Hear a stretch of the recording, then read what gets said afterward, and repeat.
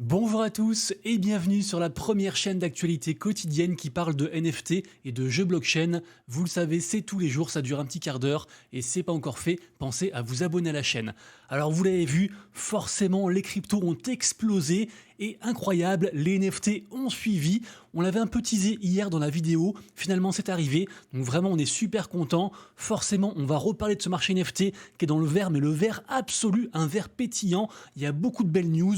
Je vous parlerai également de airdrop et de crypto en lien avec ce marché, également aussi bien sûr de gaming, comme tous les jours, notamment on parlera de Cross the Edges, restez bien jusqu'au bout, c'est parti directement, et aujourd'hui le partenaire de la vidéo du jour n'est nul autre que Crypto News. Crypto News, c'est le site de l'actualité crypto au quotidien, c'est dispo en français et c'est entièrement gratuit, et dessus vous retrouverez également aussi pas mal de ressources très intéressantes, comme par exemple des vidéos qui regroupent les meilleurs créateurs de contenu français, les hashers, Cryptomatrix, etc. Également aussi des guides sur les différentes cryptos, les nouveaux projets, des comparatifs entre les différents exchanges, des outils, des analyses, bref, pas mal de choses, allez y faire un tour. Vous retrouverez le lien de Crypto News en description et en commentaire épinglé. Alors, je vous le disais, et je pense que vous l'avez vu, le Bitcoin a pété les 64 000 hier, ça fait du bien. On n'est pas si loin de la TH, donc on croise les doigts. Et surprise, le marché NFT a suivi. Nous sommes enfin au-dessus des 70 milliards, ça fait du bien. Les volumes aussi pareil en augmentation. Le marché n'a jamais été aussi vert depuis bien longtemps. On prend cette bouffée de fraîcheur avec grand plaisir. Regardez-moi ça, les Bored Ape, un des leaders du marché NFT, qui réatteignent les 14 Ethers de floor price avec un plus 8%. Et là on parle en Ether, mais il ne faut pas oublier qu'en fait quand les cryptos montent, vu qu'un NFT s'exprime dans une crypto, si en plus le floor price du NFT monte aussi, en fait c'est une double augmentation, à la fois côté crypto et à la fois côté floor price. Et là, pour prendre l'exemple des Bored Ape, quand on parle de 14 Ethers, on parle de quasiment 40 000 $ pour un seul NFT. Donc c'est conséquent. Bien sûr, c'est très loin des plus hauts qu'on a connus, mais ça fait du bien. Et en général, quand les leaders augmentent, le reste du marché NFT suit.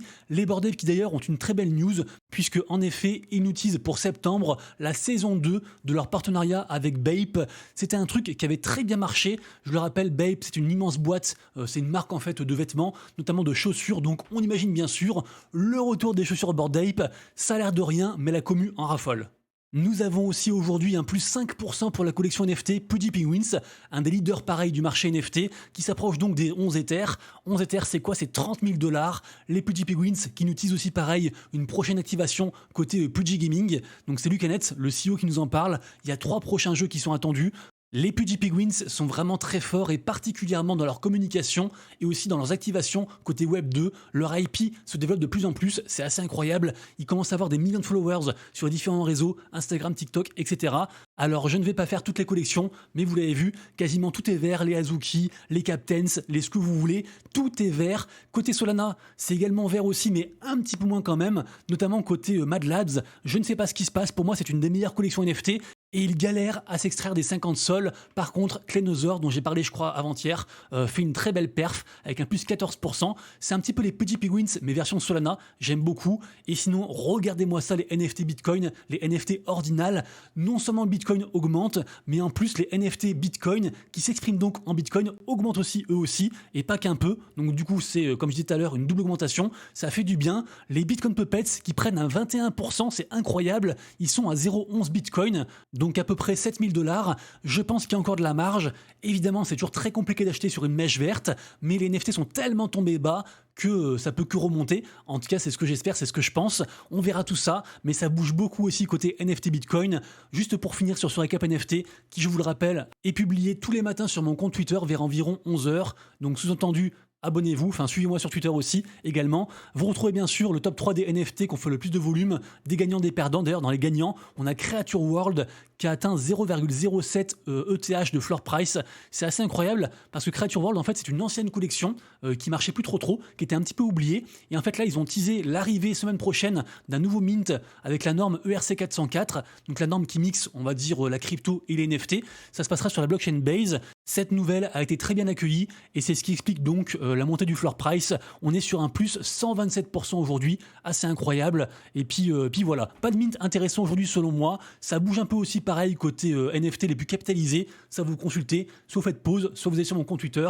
En tout cas, et comme on le voit ici sur ce schéma, on voit que les NFT sont encore une petite goutte par rapport au phénomène des meme coins, donc il y a beaucoup de marge, j'imagine, mais, on n'oublie pas que ce marché est dirigé par les baleines, il est quand même très manipulé. Là, on a eu des très grosses montées, notamment par certains wallets qui ont sweepé, qui ont racheté des NFT, notamment je pense au Bored Ape et au Pudgy Penguins.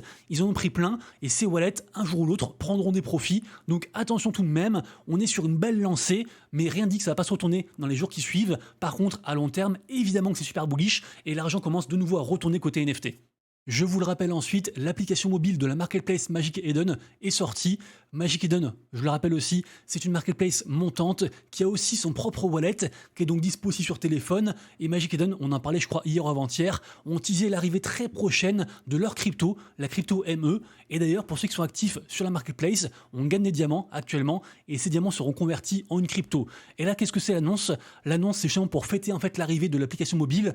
Ils font l'événement Mintfest avec 100 000 $ à la clé de cash prize et c'est très simple à participer.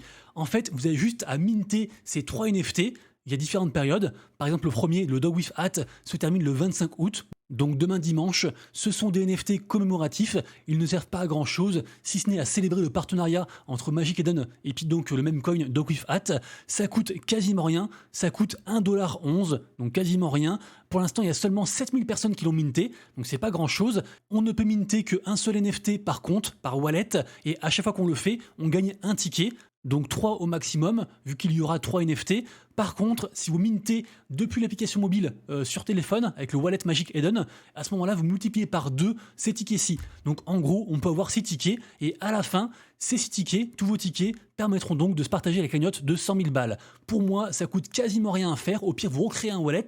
Il est fort possible que ceux qui se sont servis de leur wallet Magic Eden grappilleront une petite part du prochain airdrop donc de cette crypto ME dont je parlais tout à l'heure. Et petite digression aussi, petit fun fact par rapport au projet Memland, vous savez, je suis fan de ce projet, je suis également aussi un gros holder, j'ai beaucoup de crypto mem, j'ai beaucoup de NFT et je crois beaucoup aussi en Stakeland qui est un launchpool qui lance plein de tokens. Et ici en fait on a le compte Memland qui a dit s'il vous plaît Magic Eden, donnez-nous une toute petite allocation de tokens ME pour Stakeland et après du coup les gens se le partagent, ceux qui sont dessus. Pourquoi? Parce qu'en fait dans le Discord de Memland, il y a un mec qui a dit que si jamais le token ME arrivé sur Stakeland, et ben en fait ce gars se couperait donc la zigounette devant une caméra.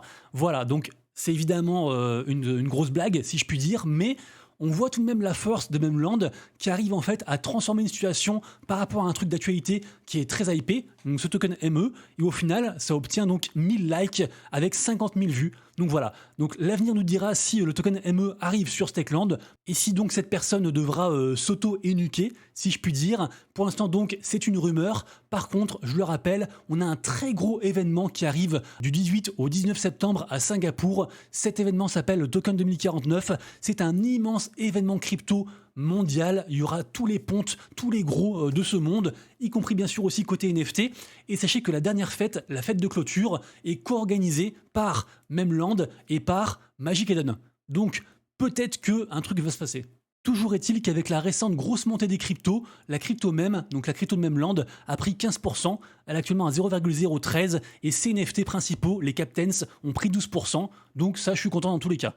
Rapidement ensuite, on a une autre collection NFT que j'aime beaucoup sur Ethereum qui a pris un plus 20% sur la semaine et 12% hier, c'est les Shimpers.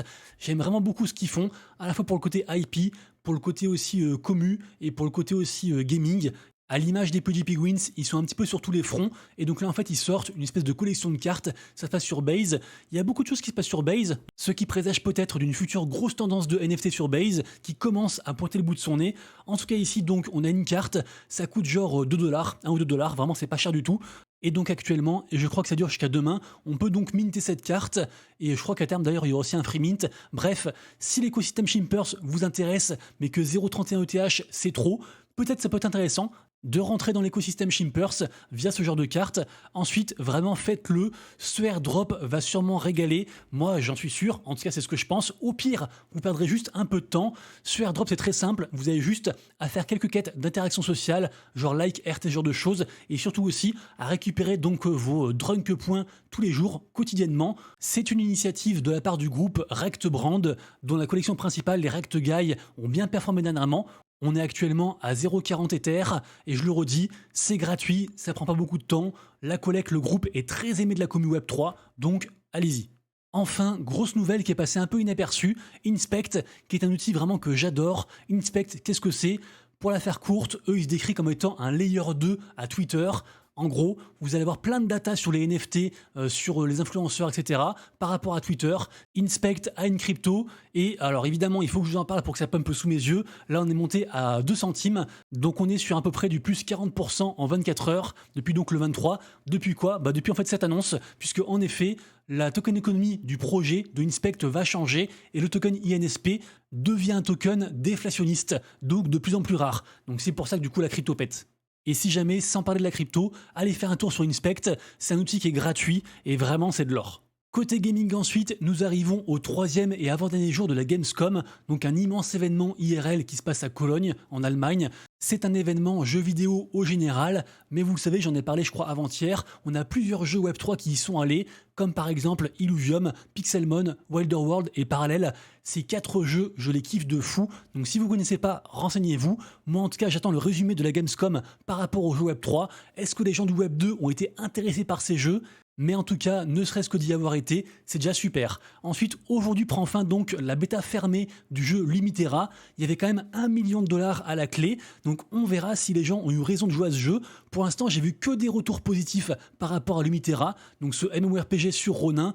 Dites-moi en commentaire si vous avez pu jouer à Limitera, j'avais quand même offert pas mal de whitelist. En tout cas, je le rappelle, dans 2 jours, on a Runiverse qui arrive aussi sur Ronin.